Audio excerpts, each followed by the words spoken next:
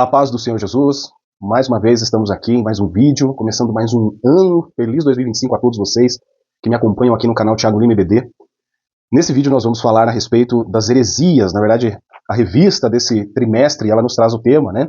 Em defesa da fé, combatendo as antigas heresias que se apresentam com nova aparência.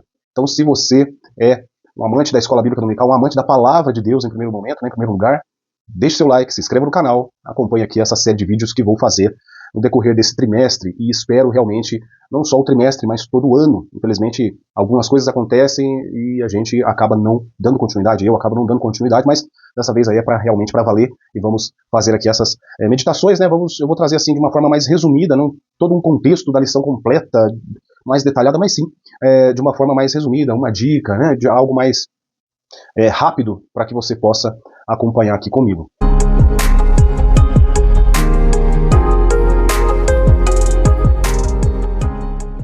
Então, nós estamos no primeiro vídeo, na primeira lição, ainda muito em cima da hora, né? Estou aqui gravando, olha só, 00:05, né? De sábado, do dia 4. Essa lição vai, né, no dia 5, não é isso? Deixa eu ver, é isso mesmo, dia 5, né? Que vai para a escola bíblica dominical, realmente vai passar ela no domingo, que é amanhã já, né? Que ainda não finalizei o sábado por aqui, né? A sexta-feira, mas já estamos no sábado. Mas enfim, meus irmãos, vamos falar aqui então do tema da primeira lição, do primeiro texto dessa revista, quando as heresias ameaçam a unidade da igreja, né? Então, nós precisamos reconhecer de longe as heresias e entender que a nossa responsabilidade, né, é compreender o problema, identificar e saber a forma bíblica de defender a nossa fé. Essa é a introdução da nossa lição, um ponto importante, o que já vem falando a respeito dessa lição de número 1. Os capítulos, são 3 capítulos, né, as ameaças dos lobos vorazes, e aí divide em subtópicos, os cuidados pastorais, depois da minha partida, a origem dos falsos mestres, o capítulo 2, o que é apologética, definição, a que defesa que Paulo refere, e por que devemos combater as heresias. São os 3 pontos do capítulo 2 e no capítulo 3, e seus pontos que são. O que são heresias? Né, o que realmente são heresias. Então, no primeiro ponto, seitas heresias, depois no segundo ponto, há hereses no Novo Testamento e heresias de perdição. Esse é todo o contexto da lição de hoje, da lição de número 1 da revista, do primeiro trimestre de 2025. Então, a ameaça dos lobos vorazes. Eu vou fazer de forma resumida aqui, tratar aqui de alguns pontos que me chamam a atenção, né? Como eu disse, não dá para trazer todo o contexto, fica muito desgastante para você que me assiste, até para mim que vou estar aqui fazendo, mas assim, destacar alguns pontos interessantes, né? No primeiro ponto, então, no primeiro capítulo, as ameaças dos lobos vorazes. Então existe um cuidado muito grande que Paulo vem trabalhando, depois também Pedro, nós vamos falar alguma coisa a respeito, né? E qual é aqui os cuidados pastorais. Então, eu quero deixar destacado que, em primeiro lugar, é alimentar, em segundo, guiar e depois proteger. Não existe uma ordem, mas esse cuidado pastoral, ele tem que estar baseado, né, nesses 3 pontos, nesses 3 fundamentos. E a leitura a qual eu indico, até mesmo da revista, está em Mateus capítulo 7, do verso 15 ao 20, que nos diz assim: acautelai-vos, porém, dos falsos profetas, que vêm até vós vestidos como ovelhas, mas interiormente são lobos devoradores. É um alerta que Mateus está fazendo, que Jesus falou, Mateus escreve, né, e cabe muito bem essa lição. Então, porque os seus frutos os conhecereis. Porventura, colhem-se uvas dos espinheiros ou figos dos abrolhos? Assim toda árvore que produz, né, toda árvore boa que produz bons frutos, e toda árvore má produz frutos maus. Não pode a árvore boa dar maus frutos, nem a árvore má dar frutos bons. Toda árvore que não dá bom fruto corta-se e lança-se no fogo. Portanto, pelos seus frutos os conhecereis. Então existe aqui Jesus já falando, né, no Evangelho, aqui em Mateus escreve isso como um recado de Cristo, do próprio Senhor, já alertando os seus seguidores, os seus discípulos, a sua igreja, a respeito desses falsos, né, pastores, esses lobos devoradores que vêm vestidos como ovelha e, na verdade, querem deixar aí uma abertura para o inimigo entrar no meio do rebanho e realmente causar um dano terrível, né, para as nossas almas. Bom, depois o ponto 2 que vem falando depois da minha partida. Então são 2 pontos importantes que se destacam nesse ponto 2 do capítulo 1, que é a morte de Paulo, né, a preocupação dele depois da morte, né, quem que iria estar ali cuidando, escrevendo, aconselhando essa igreja. Afinal de contas, Paulo, nós temos ele como um grande evangelista no início da igreja. Ele escreve praticamente aí todo o Novo Testamento, né, não todo, né, nós sabemos que são 13 livros, né. Mas ele fica preocupado, então, depois da sua partida, como que ficaria, e ele começa a escrever, editando, então, ali a doutrina para a igreja, né? E não só deixando a doutrina escrita, mas alertando sempre, olha, vocês tomem cuidado com os lobos que virão e também no meio de vós, né? É como nós temos na nossa leitura, que nós temos que acautelai-vos, né? E tomar muito cuidado daqueles que vêm de fora, como também daqueles que já estão dentro, que podem de forma errada, né? Com certeza são aqueles que não frequentam a escola bíblica dominical, eles levantarem questões que realmente acabam indo de contra o que a palavra de Deus diz. Então ele fica preocupado com isso também. O outro ponto importante, os que viriam nos próximos anos à frente. E nós vemos, estudando a história da igreja nos primeiros séculos, nós temos ali um grande debate, né? Muitas pessoas querendo colocar no seio da igreja heresias, falsos ensinos, né, coisas que iriam agradar a homens, né, e até mesmo trazer para dentro da igreja, para o seio da igreja, costumes de outros deuses, como cultuavam naquela época, enfim. E o próprio tema da revista, né, que combatendo as antigas heresias que se apresentam com nova aparência. Então, as coisas do inimigo, elas se repetem. Quem cria coisas novas é o nosso Deus. As coisas do inimigo, elas se repetem. E o difícil, né, o complicado disso é que, infelizmente, muitos caem nessas armadilhas, mesmo sendo repetidas, mesmo sendo coisas que já estão sendo ditas há muito tempo, as pessoas desavisadas, mais uma vez, hein, que não se preocupem em estudar a Bíblia, referindo-se sim à EBD, e até mesmo tantos outros cursos de teologia que a igreja oferece, e que existem por aí, e até uma leitura bíblica. Deus fala, o Espírito Santo fala através de uma leitura bíblica que você possa fazer em casa, tá certo? No particular, enfim. Mas, infelizmente, nós vemos o inimigo, então, ele sempre repetindo as suas heresias, repetindo as suas jogadas, né, as suas artimanhas, para que o povo de Deus desfaleça, perca a fé, não se fortaleça mais no Senhor e na força do seu poder, mas sim fique olhando, né, para o mundo e esperando algo do mundo, né, talvez da política, talvez de algum esporte, alguma coisa assim, mas enfim, nós precisamos entender que a nossa vida deve ser pautada na palavra de Deus. Tudo aquilo que referir-se a Deus, nós precisamos estar olhando para a Bíblia como o nosso manual, não é assim que sempre ouvimos? De uma forma bem simples, é o manual do crente, é a Bíblia. Ele precisa tê-la não só em suas mãos, mas na sua mente e coração. Né? Bom, e então o inimigo ele não consegue criar coisas novas, ele sempre repete aquilo que já foi dito. Então é um ponto interessante da gente estar atento. Né? E os dois pontos importantes, então, a morte de Paulo, depois os que viriam nos próximos anos à frente, e aconteceu muita coisa nos próximos anos à frente, mas Deus sempre mostrou ali o seu cuidado com a igreja, o seu cuidado com tudo aquilo que já foi deixado como palavra de Deus, escritura sagrada, e sempre poupou, né? E nunca deixou que isso morresse. E depois, falsos profetas e agora os falsos mestres, né? Nós entendemos que são dois tipos de pessoas aqui. Esses profetas que falam até demais, né? Até são os que fazem aí, falam as profetadas, né? E depois também agora os falsos mestres, pessoas que estão se vestindo de alguém que sabe alguma coisa e pode até conhecer, sim, saber, porém estão ensinando errado e fazendo com que o povo que poderia estar caminhando para o céu esteja se voltando para outro lugar, né? A gente sabe que existem somente dois caminhos, então é algo muito preocupante. Onde que nós vemos isso? Na história toda nós vemos isso.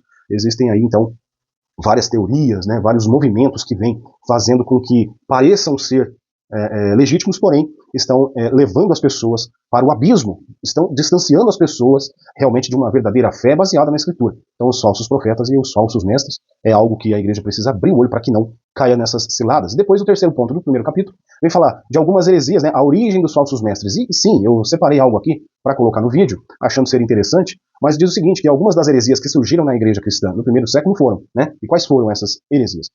Docetismo, né, ebionismo, montanismo, não é montanhismo, é montanismo, monarquianismo, tá certo? E cada uma delas ali com a sua especificidade, dizendo e mudando o contexto da palavra de Deus. Então, o docetismo, a palavra docetismo vem do grego que significa parecer ou aparentar. Essa doutrina afirma que Jesus apenas parecia ser humano, mas não era de fato. Na verdade, então eles afirmam que Jesus ele consegue morrer, se entregar e essa salvação e essa ressurreição acontece porque ele era Deus, mas Jesus entendemos que ele é 100% homem e 100% Deus. O ebionismo, os ebionitas acreditavam que Cristo era um eleito de Deus, mas apenas como um homem simples, né, cheio de boa moral, boa conduta, né, então eles distorcem, esquecem que em Cristo se cumpre toda a lei, esquecem que Cristo, toda a Bíblia, toda a Escritura aponta para Cristo. Né? Então Jesus não era um simples homem, ele foi homem sim, sentiu nossas dores, os pesares, todos os sentimentos que nós possamos ter nessa vida, Jesus ele passou, ele sentiu, né? O desprezo, ele sentiu, né? todo o que você passou já nessa vida, Jesus ele sentiu, e ele conhece, ele sabe como é essa dor, e ele pode então estar, né, cuidando de nós nesse sentido, e nos aconselhando, nos confortando, e nos direcionando a maneira correta, sempre com o nosso olhar no céu. Né? Então, não era um homem simples, mas ele também viveu, né, como um homem, porém, ele é Deus, né? Ele era não, ele é Deus, né? Cristo existe, nosso Cristo é vivo. O montanismo, o Montano afirmava que o último estágio da revelação já havia sido atingido e que ele era o portador do Paracleto, que falava através deles, ou seja, que Jesus era somente um profeta de Deus ali, era só uma pessoa que falava, que Deus usava como uma boca que falava e que fez algo, pronto, e acabou, Jesus não é mais nada. Não, Jesus é Senhor, Jesus é Rei, né? Então, mais uma das teorias lá e essas heresias que existiram no passado. E aí, qual foi, né, eu coloquei uma pergunta aqui, qual foi a principal heresia que ameaça o cristianismo no início da igreja? Né, o combate ao gnosticismo. Então, o gnosticismo foi, né, a principal heresia que ameaçou o cristianismo na igreja primitiva. Então, ele foi liderado pelos primeiros líderes da igreja, né, como os apóstolos e os pais da igreja, como Irineu de Lyon e Tertuliano. Esses líderes acreditavam que o gnosticismo torcia a verdadeira doutrina cristã e apresentava uma ameaça à integridade da fé cristã. Tá? Então, o gnosticismo, o que é o gnosticismo? Ele designa um conjunto de crenças de natureza filosófica e religiosa, cujo princípio básico assenta na ideia de que há em cada homem uma essência imortal que transcende o próprio homem. Pensem nisso, que doideira, né? Os gnósticos consideram a existência humana neste mundo como não natural, por estar submetida a diversos sofrimentos. Então, até da revista, olha só o que está escrito, os discípulos deles ainda não estão por aí, né, dessas falsas heresias. Entre eles estão os que se posicionam acima das escrituras, os quais, sem o menor pudor espiritual, usam as redes sociais para corrigir a Bíblia e discordar abertamente dos profetas e dos apóstolos bíblicos. Isso foi um texto que está na nossa revista e que a revista ela traz nessa primeira lição uma forma assim resumida de todo o contexto que vai trazer esse trimestre e quer também colocar uma mensagem para a atualidade. Mas eu convido você não ficar somente no texto da revista, mas sim pesquisar quais eram essas doutrinas que iam de afronta à igreja cristã, afronta aos ensinos de Jesus, porque isso é muito importante, o povo, nós sabermos, tomarmos o conhecimento.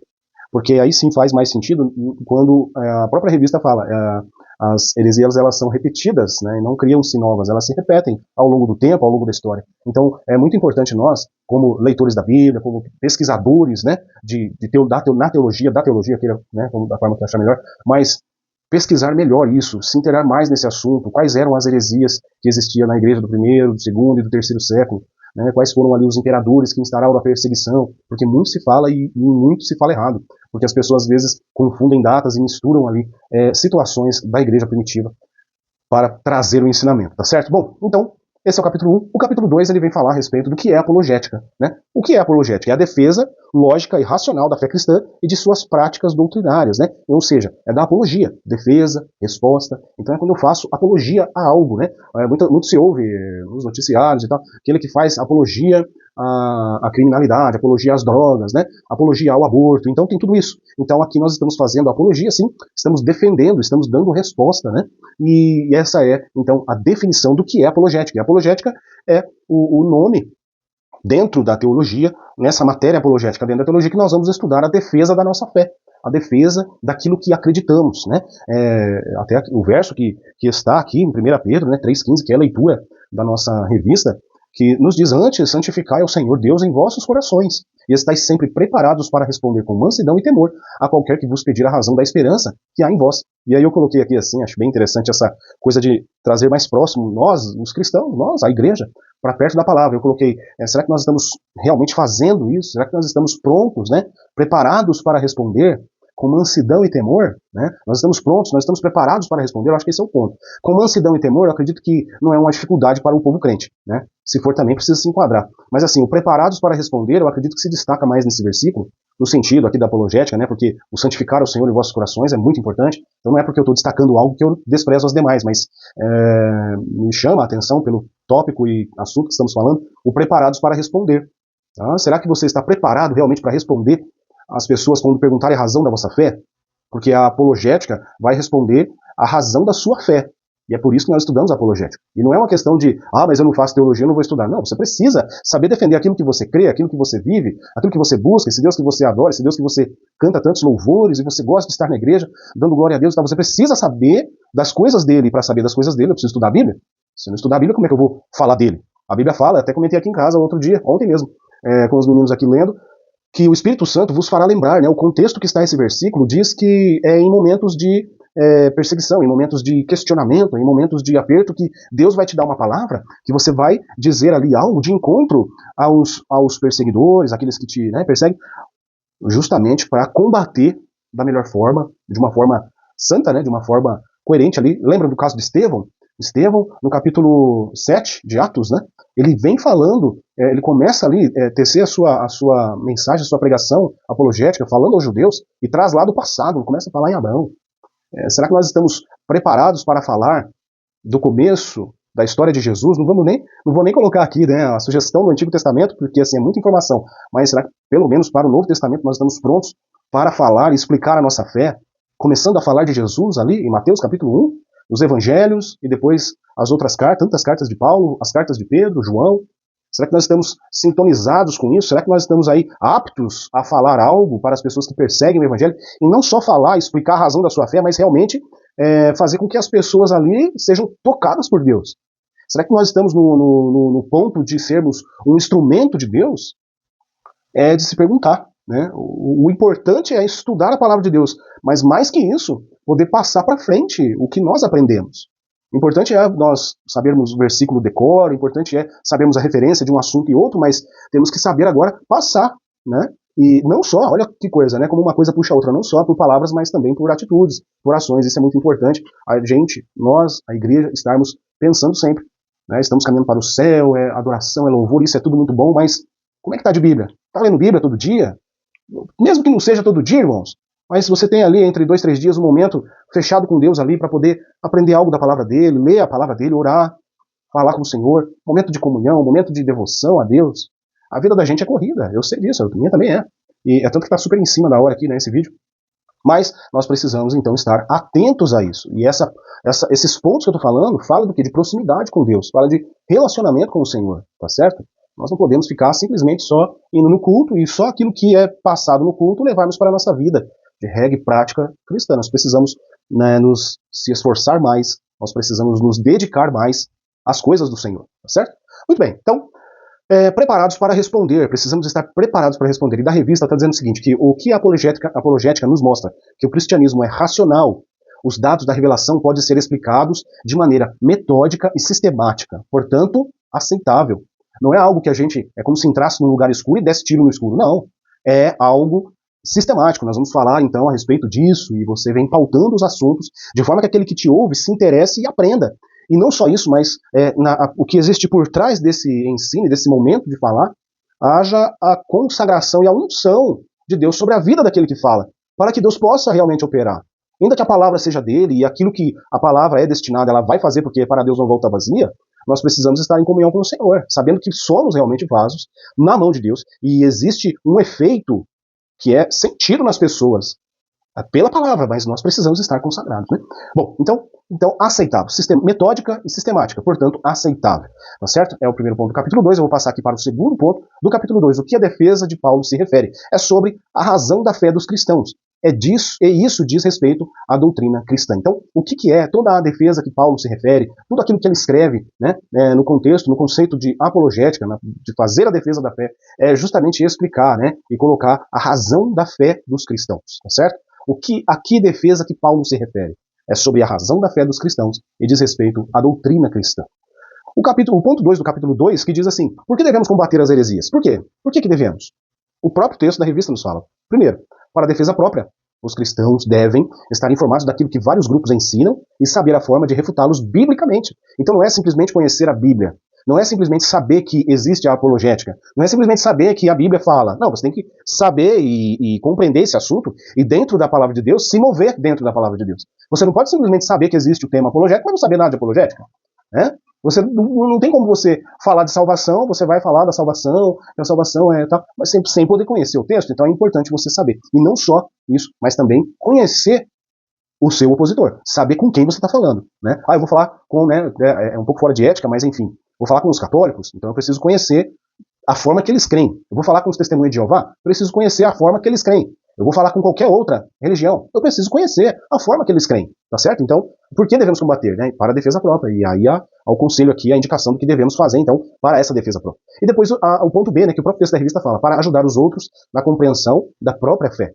principalmente os que rejeitam pontos fundamentais da fé cristã, e muitas vezes de forma inconsciente, pois sabemos que existem muitas pessoas sinceras, as quais buscam servir a Deus e precisam conhecer a sua palavra, ou seja, estão indo por um caminho torto, por um caminho errado, um caminho que realmente a Bíblia Sagrada, essa Bíblia que nós cremos, essa palavra que temos como a nossa regra de fé, né, eles estão ali tentando se achegar a Deus, mas não estão, na verdade, vendo Deus, porque em muito das suas doutrinas são falhas, né, não tem base bíblica, fundamento bíblico para poder se manter como uma crença sadia que leve ao céu.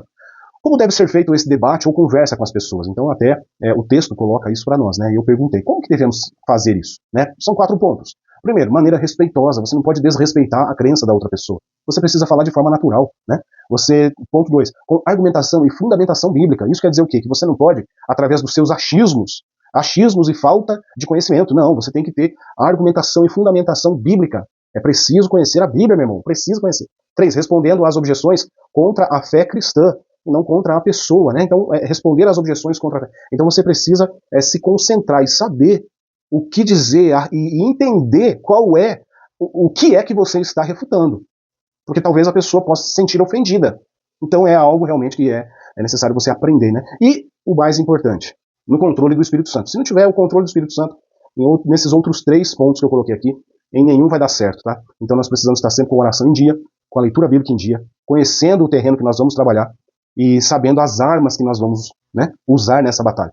Porque Efésios mesmo fala que a nossa batalha não é contra a carne e o sangue, mas sim contra as hostes, né? Então nós precisamos estar atentos que não é contra as pessoas, mas sim contra um mundo espiritual que está aí lutando cada dia, sem descanso, combater a nossa fé.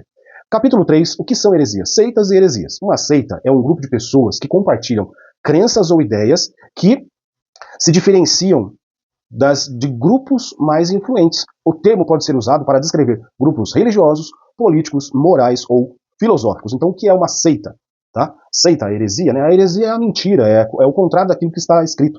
E a pessoa fala o contrário. Agora, o que é uma seita? Tá? Então, a American Psychological, meu Deus, ruim de inglês, né? Association define uma seita como um grupo religioso ou quase religioso que se caracteriza por crenças incomuns ou atípicas, isolamento do mundo exterior e estrutura autoritária. Tá? Então, isso faz parte do significado do que é uma seita. Tá certo? O termo seita tem conotação pejorativa, isso tem até no texto da revista, e vem sendo cada vez menos usado. A denominação de seita pode ser atribuída por um grupo a outro, mas o grupo que se autodenomina seita pode também se considerar uma nova religião, né? Então, essas são algumas explicações do que é a seita. Então, da revista, a palavra seita é usada para designar as religiões heterodoxas, né? E o que é isso? O que é esse heterodoxas, né? Heterodoxia significa oposição às doutrinas ortodoxas, princípios, opiniões e padrões estabelecidos por um grupo. A palavra heterodoxia vem do grego heterodoxos, que significa de opinião diferente. Como objetivo, heterodoxo é usado para descrever algo que se caracteriza por desvio de padrões ou crenças aceitas, tá certo? Então, fechando aqui esse primeiro ponto do capítulo 3, falando o que é seitas, né? O que significa seita, tá certo? É importante, não fique, né? Lógico, vai ficar preso ao que eu tô falando, claro que não. Vai pesquisar, digita aí, dá um Google, veja o que você encontra, veja no livro de apoio da nossa revista, veja o que diz a revista, traga algo para sua sala, se é que você é professor e me acompanha, que realmente possa trazer uma informação nova e os seus alunos possam sair dali com algo que realmente faça somar a esse assunto, e não simplesmente dizer que seita é o contrário da palavra de Deus. Isso daí todo mundo já sabe, né? Os crentes aí que normalmente frequentam a escola dominical sabem disso. Meu apoio aqui deu uma mexidinha arrumando, pronto. Muito bem. E seitas, e agora, o que é essa palavra diferente aqui? Aireses, né, no Novo Testamento. Aireses nem sempre representa uma ruptura com o sistema convencional de determinada comunidade. Então, não é algo que divide aquilo que está sendo posto como uma regra de fé, não é. E aí a revista também vem falando a respeito dos saduceus e dos fariseus, que eram seitas que formavam facções dentro do próprio judaísmo, né? E aí, da revista está dizendo o seguinte, que essa coisa do aireses, Paulo adverte para que não haja no seio da igreja essas divisões e condena as inovações doutrinárias que causam divisão ou dissensão, né?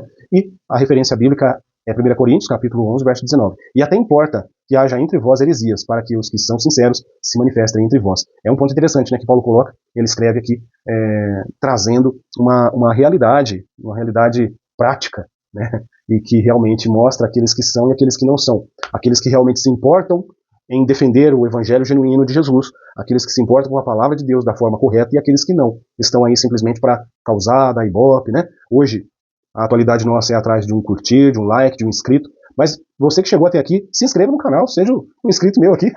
Talvez para você não mude nada, mas para mim aqui no conteúdo, né, no contexto do canal no YouTube, para o YouTube, é muito relevante para mim o seu like e a sua inscrição. Até ative aí os sininhos também, seria uma benção.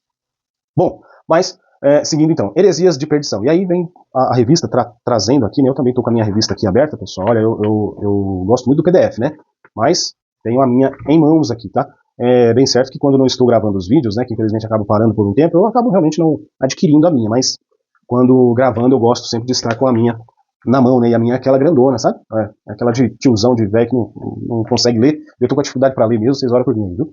Bom, heresias de perdição, então, né, que vem falando a respeito, ele coloca 2 Pedro, né, capítulo de número 2, e o verso número 1, e também entre vós, e também houve entre o povo falsos profetas, como entre vós haverá também falsos doutores, que introduzirão encobertamente heresias de perdição, e negarão o Senhor que os resgatou, trazendo sobre si mesmos repentina perdição. Tá? Então, as heresias, elas distorcem os pontos principais da doutrina cristã, no que diz respeito a Deus, a respeito da Trindade, o Senhor Jesus Cristo e o Espírito Santo, ao ser humano, sua natureza, o pecado e a salvação.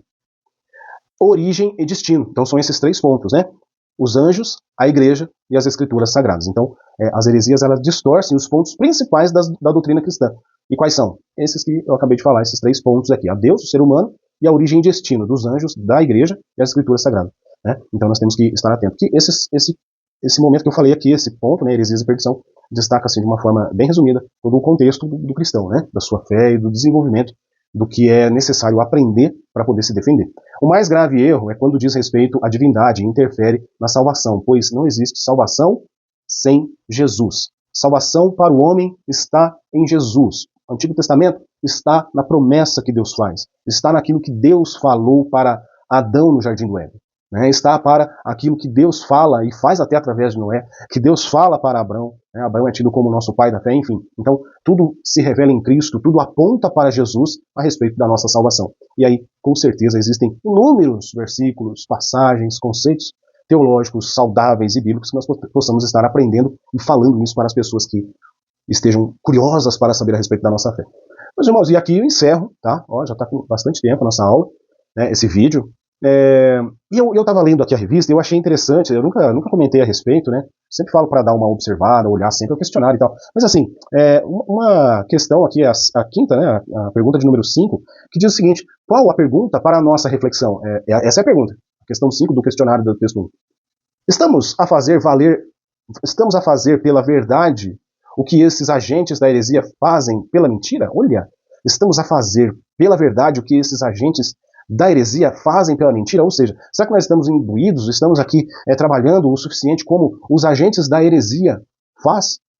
Será que nós, conhecendo o verdadeiro Deus, o verdadeiro propósito da salvação de Jesus, a Escritura Sagrada, será que nós estamos nos doando como os agentes da heresia? Porque eles não têm problema não, eles vão falar o tempo todo contra a nossa fé, e eles não descansam, né? E o crente está preocupado em viajar e passear bastante. Mas enfim, né, isso daí não tem muito sentido, mas o importante é essa reflexão da pergunta será que nós estamos fazendo aquilo que precisamos fazer, né? E será que nós não estamos ficando para trás dos agentes da heresia? Então nós precisamos nos dedicar mais ainda. Meus irmãos, então eu finalizo por aqui, que Deus abençoe a vida de vocês, aos professores, que Deus abençoe a sua aula, né? Fica aqui mais uma vez o meu pedido a todos vocês, deixe o seu like, se inscreva, né? Comente abaixo aí alguma coisa, deixe uma pergunta, deixe aí uma crítica, uma sugestão, tá bom? Eu fico grato demais ter essa interatividade, né, com o pessoal que assiste, e compartilhe o vídeo, tá bom? Compartilhe o vídeo, vai ser benção. Se você gostou do que eu falei, alguma coisa aí somou a sua aula para o domingo, então compartilhe, passe à frente, coloque nos grupos, e eu realmente fico agradecido demais. Então, estou já providenciando a aula de número 2, vai sair aqui antes da quarta-feira, aqui já sai, e rapidamente também a 3, a 4, em textos, um conteúdo aqui mais resumido, para ser algo mais aceito, né, e ter paciência de ouvir aqui, eu falando todo esse tempo, ninguém merece também, né. Mas que Deus abençoe os irmãos e até a próxima. Amém.